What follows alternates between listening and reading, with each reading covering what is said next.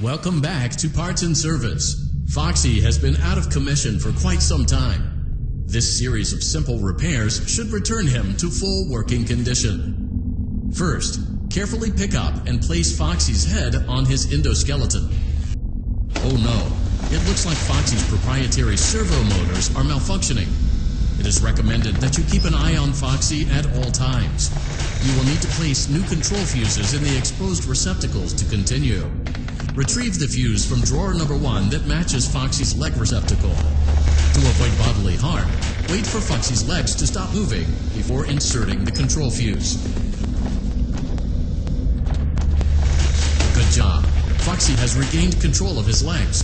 A gentle reminder, it is recommended that you keep an eye on Foxy at all times. Oh no, it looks like a former employee attempted to repair Foxy's chest motor using an incorrect fuse. Carefully, remove the incorrect fuse from Foxy's chest and insert it into Foxy's upper arm receptacle.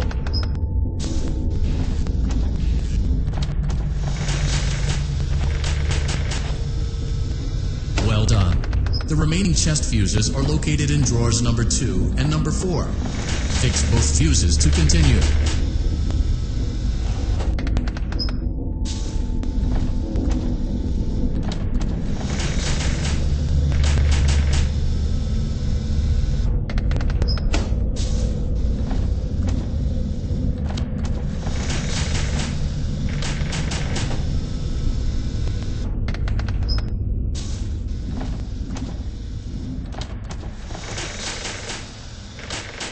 Good job.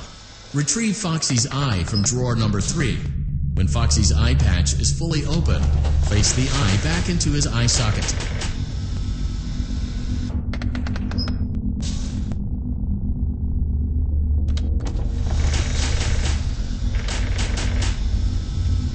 Well done. This concludes all your parts and service tasks. Pilot Cove can now be reopened.